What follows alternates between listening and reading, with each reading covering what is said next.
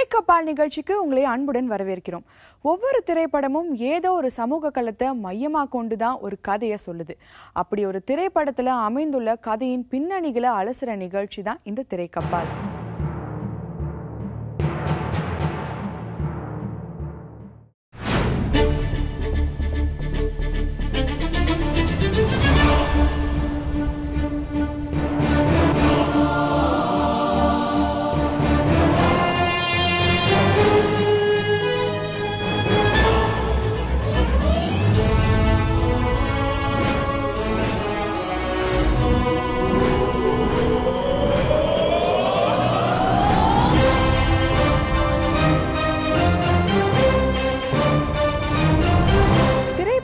எப்பயுமே யதார்த்த உலகில் இருக்கும் சில நுட்பங்களை தேர்ந்தெடுத்துக்குது, சில நுட்பங்களை ஒதுக்கிடுது.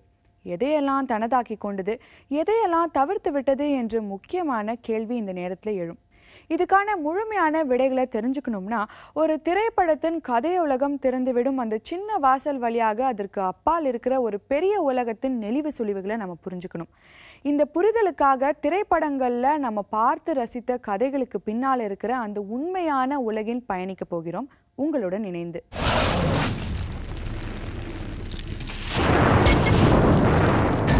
வெயில் இந்த திரைப்படம் எஸ் பிக்சர்ஸ் பேனரில் வசந்தபாலன் இயக்கத்தில் 2006ஆம் ஆண்டு வெளிவந்தது. இதில் பரத், பசுபதி, பாவனா, ஸ்ரேயா ரெட்டின்னு பல முன்னணி திரைக்கலைஞர்கள் நடிச்சிருந்தாங்க. இசையமைப்பாளர் ஜி.வி. பிரகாஷுக்கும் இதுதான் முதல் படம். இன்னும் சொல்லணும்னா டைரக்டர் வசந்தபாலனுக்கு சிறந்த இயக்குனர் அப்படிங்கிற அங்கீகாரத்தையும் தமிழ் திரையுலகத்தில் அவருக்கான முதல் வெற்றியையும் இந்த படம் தான் வாங்கி கொடுத்துச்சு.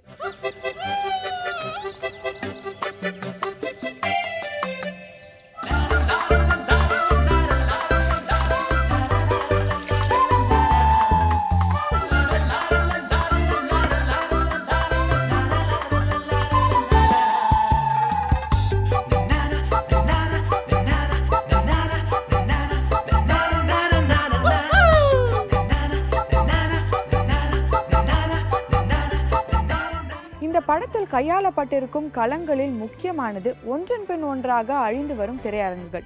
இப்படத்தில் வரும் டூரிங் டாக்கீஸும் சரி, பசுபதி வேலை செய்யும் திரையரங்கும் சரி, இது போன்ற ஓரரங்கு திரையரங்குகளை தங்கள் வாழ்க்கையில் கடந்து வந்தவர்களுக்கு பல சுவாரஸ்யமான நினைவுகளை சந்தேகமில்லாமல் அது ஞாபகப்படுத்தியிருக்கும்.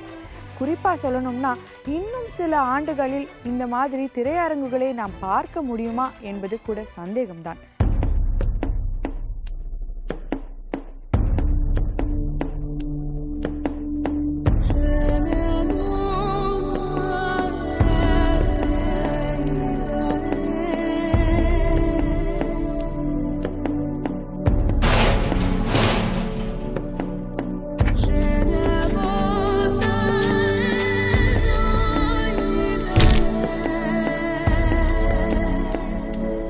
ஆக்சுவலாக வந்து கதைப்படி வந்து வெயிலில் வந்து என்னென்னா வந்து ஒருத்தன் வந்து திரையரங்கில் வந்து அவனுடைய குழந்தையாக இருக்கிறப்போ போய் சேர்றான், வளர்ந்து அதே தியேட்டரில் ஆப்ரேட்டராக மாறிடுறான்.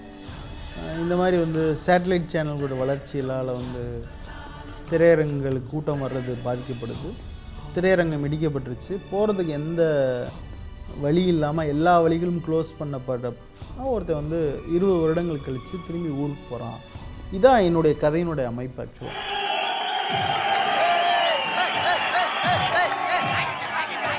எனக்கும் தேட்டருக்குமான நெருக்கம் வந்து சவுத்தில் இருக்கிற எல்லா குழந்தைகளுக்கும் தேட்டருக்குமான நெருக்கம் தான். இன்றைக்கி இருக்க குழந்தைகளில் 70களில் பிறந்த குழந்தைகளுக்கும் தேட்டருக்குமான நெருக்கம் இருக்குல்ல, ஐ திங்க் பெரிய நெருக்கம். ஆக்சுவலாக நான் திரையரங்கம் ஒன்று தான் பொழுதுபோக்குக்கான ஒரே ஒரு வழி. ஸோ சினிமாவுக்கு போகிறது மட்டும்தான் என்டர்டெயின்மெண்ட், அது மட்டும்தான் ஃபெஸ்டிவல், அது மட்டும்தான் செலிப்ரேஷன். அதனால் நான் ஒவ்வொரு சினிமாவுக்கு போனதுமே ஒரு பெரிய அனுபவமாக இருக்கும். நான் தேட்டருக்கு அடிக்கடி போயிட்டு வர ஒரு ஆளாக இருந்தேன். ஏன்னா எங்கள் சித்தப்பா வந்து தேட்டரில் டிக்கெட் கிளிப்பராக இருந்தனால தேட்டருக்கு நம்ம அடிக்கடி போயிட்டு வர்றது, அந்த ஃபிலிமை எடுத்துகிட்டு வர்ற இந்த ஆர்வம் இருந்தது ஆக்சுவலாக. ஸோ இது எல்லாம் கலந்து கட்டி ஓகே பசுபதி கதாபாத்திரம் தேட்டரில் படம் பார்த்துட்டு இருந்தவன் வளர்ந்து தேட்டரில் ஒரு ஆப்ரேட்டராகவே மாறிட்டான் அப்படிங்கிற ஒரு வடிவம் வச்சா கதையினுடைய வளர்ச்சிக்கு கரெக்டாக இருக்கும் அப்படின்னு தோணுச்சு. ஸோ இந்த நிஜ இன்சிடெண்ட்லேருந்து இவங்க வந்து தியேட்டர் ஆப்ரேட்டராக வைக்கலாம் அப்படிங்கிற ஒரு ஃபார்ம் வந்து. ஏண்டா முருகேசா, என்னண்ணா இந்த தீபாவளிக்காச்சும் ஊருக்கு போயிட்டு வரலாம்ல? போனோம்னா ஆமாம், ஆப்ரேட்டர் ஆனதுனால இதைத்தான் சொல்லிகிட்டு இருக்கேன். இந்த மாதிரியான திரையரங்குகளின் இன்றைய நிலை என்ன, தியேட்டர் ஆபரேட்டர்களின் வாழ்க்கை எப்படிப்பட்டது என்பதை தான் இப்போ இந்த வெயில் திரைப்படத்தின் மூலமா நம்ம பார்க்க இருக்கோம்.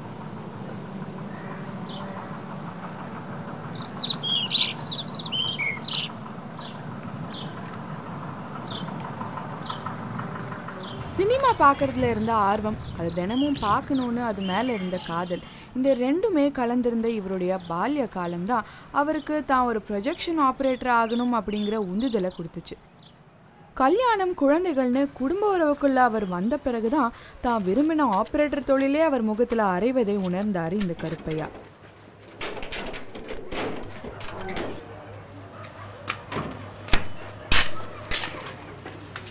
ஆயிரத்தி 1967 ஸ்கூலை விட்டு நான் 9ஆம் கிளாஸ் தான் படித்தேன்.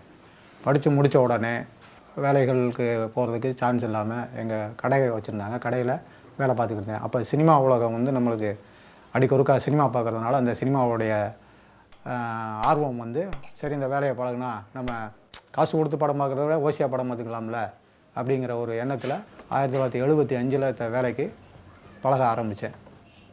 அதாவது என்னுடைய லைசன்ஸு பீரியடு வந்து 83 வந்து நான் லைசன்ஸே வாங்கினேன். அதுக்கு முதல்ல ஒரு 3 வருஷமாக ஒரு டூரிங் தேட்டரில் வேலை பார்த்தேன். அப்ரெண்டிஸ் தான். ஒத்தராயர் பக்கத்தில் தம்பிப்பட்டின்னு ஒரு கிராமம், அந்த கிராமத்தில் தான் டூரிங் தேட்டரில் வேலை பார்த்தேன்.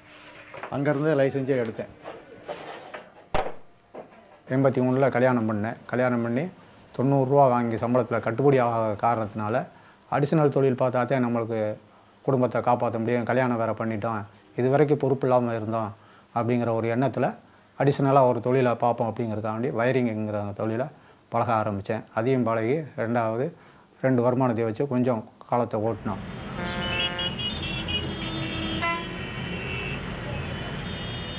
பள்ளி படிப்பை தவற விட்டு திக்கு தெரியாமல் தடுமாறினவர் மக்கள் கூட்டங்களை ஒழுங்குபடுத்துவதற்காக காவலராக திரையரங்கு கதவுகளில் வந்து நின்னார். அங்கேருந்து கடின உழைப்பு, விசுவாசம், தொழில் நேர்த்தி மூலமாக அந்த துறையில் உயரிய பதவியாக அவர் நினைத்த ஆப்ரேட்டர் தொழிலுக்கு வந்தார். இனிமேலும் அந்த துறையில் பிரகாசிக்க முடியாது என்று உண்மையை அவர் உணர்ந்தாலும் மாற்று வழிகளை கண்டுபிடிக்க மனம் இல்லாமல் இன்றைக்கும் அதே வேலைகளை தொடர்ந்து செஞ்சுக்கிட்டு இருக்காரு இந்த ராஜேந்திரன். 1973 10th முடிச்சுட்டுங்க. இப்போ அடுத்தது எஸ்எல்சிக்கு பணம் 7 ரூபா ஸ்பெஷல் ஃபீஸ் கட்டுற அளவுக்கு நமக்கு வசதி இல்லை. அதனால் நம்ம படிக்க வசதி இல்லாத காலத்தினால நாம் அப்படி ஏதாவது ஒரு வேலைக்கு போகலாம் அப்படின்னு சொல்லி என்னை அனுப்பிச்சி விட்டாங்க. 1973 இருந்து இந்த தியேட்டரில் வேலை செஞ்சுக்கிட்டு இருக்கிறேங்க. இந்த துறைக்கு முதல்ல வர்றதுக்கு காரணம் என்னென்னா, இந்த சினிமா பார்க்குற ஆர்வம் அப்போல்லாம் எல்லாருக்கும் அதிகம். அந்த மாதிரி இருக்கும்போது சரி சினிமா பார்க்க ஆரம்பித்தேங்க. ரெண்டாவது இந்த எங்களுக்கு வெளியே வேறு எந்த தொழிலும் போகிறதுக்கு அந்த நேரத்தில் ஒரு இது இல்லாதனால நாங்கள் இந்த தேட்டர்லேயே வந்து வேலைக்கு சேர்ந்தோங்க. கேட் கீப்பராக வந்து வேலைக்கு சேர்ந்தோங்க. அப்போ வந்து 3 ரூபா சம்பளங்க இந்த தேட்டரில். அப்போதைக்கு அன்றைக்கி இருக்கிற நிலைமைக்கு இது போதுமானதாக இருந்ததுங்க. நாங்கள் அப்போ காலத்தை ஓட்டிக்கிட்டு இருந்தோம். 84 லைசன்ஸ் எடுத்தேங்க. 84 லைசன்ஸ் எடுத்து 86 இந்த தேட்டர் ஓப்பன் ஆனதுங்க. 86 இந்த தேட்டரில் நான் ஆப்ரேட்டராக இருக்கிறேங்க. 1986 இந்த தேட்டரில் ஆப்ரேட்டராக இருக்கிறேங்க. நான் 82 எனக்கு மேரேஜ் ஆச்சுங்க. எனக்கு ஒரு பையன், ஒரு பொண்ணு.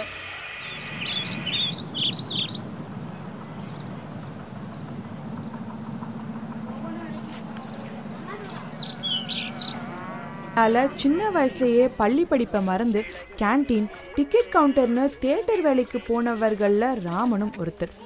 சினிமா மேலே இருந்த மோகத்தினாலையும் வாழ்வாதாரத்தின் கட்டாயத்தினாலையுமே ஆப்ரேட்டர் தொழிலின் அனைத்து நுணுக்கங்களையும் கற்று தேர்ந்தவருக்கு இப்போ வேற ஒரு தொழில் தான் கை கொடுத்துட்டு இருக்கு. படிப்பு வந்து எனக்கு ஏறல. 5வது பாதியிலே நின்றுக்கிட்டான். 5வது பாதியிலே நின்றுட்டு தான் சரி அப்படியே மைக் செட்டு சின்ன பையன்லேருந்து அப்படியே போயிட்டு வந்துட்டு இருக்கோம். சரி எனக்கு அதுவும் பிடிக்கலன்ட்டு தான் நான் தேட்டருக்கு இன்ட்ரெஸ்ட்டாக போய் வேலைக்கு அப்படியே டிக்கெட்டு கிழிச்சிட்டு இருந்துட்டு அப்படியே நான் போய் பார்த்துக்கிட்டு படம் சுற்றி கொடுத்துக்கிட்டு எஃபைட் போட்டுக்கிட்டு அப்படியே அதிலே ஒரு ஷோ ஓட்டி முடிச்சிடுவோம் சார். அதுக்கப்புறம் முதலாளிக்கு தெரிஞ்சு சரி அவன் அடிக்க படம் ஓட்டுறதுக்கு இன்ட்ரெஸ்ட்டாக இருக்குது, அவன் மேலே போகிறதுக்கு இன்ட்ரெஸ்ட்டாக இருக்கிறான், அதனால் அவனை மேலே போட்டுருங்க அப்படின்னு சொல்லி எங்கள் குருக்கிட்ட வந்து சொன்னார். அவர் மேலே தனியாக ஓட்ட ஆரம்பிச்சேன் சார். தேட்ரு முதலாளி வந்து தேட்ரு வந்து கை மாறுன்னு சொல்லி நம்பிக்கை நம்பிக்கை இல்லாமல் என் பாட்டுக்கு நான் வேலை செஞ்சுட்டு தான் இருந்தேன். திடீர்னு ஒரு வாரம் கழித்து உடனே முதலாளி கூப்பிட்டாரு. இந்த மாதிரி ராமா கை மாறுது, ஏதோ இந்த காசை வச்சு ஏதோ ஒரு தொழில் பண்ணிக்க, தொழில் பண்ணி ஏதோ கொஞ்சம் நல்லா முன்னேறு, எங்கே இருந்தாலும் நல்லா இருங்க அப்படின்னாங்க. எனக்கு வந்து அந்த காசை வாங்க எனக்கு விருப்பமே இல்லை சார். விருப்பமே இல்லாமல் தான் எனக்கு ரொம்ப மனசு வெந்து போய் உடஞ்சி போய் நான் எனக்கு காசே வேணாண்ணா நான் இங்கேயே இருந்துக்கிறேன் அப்படின்னு சொன்னோம்.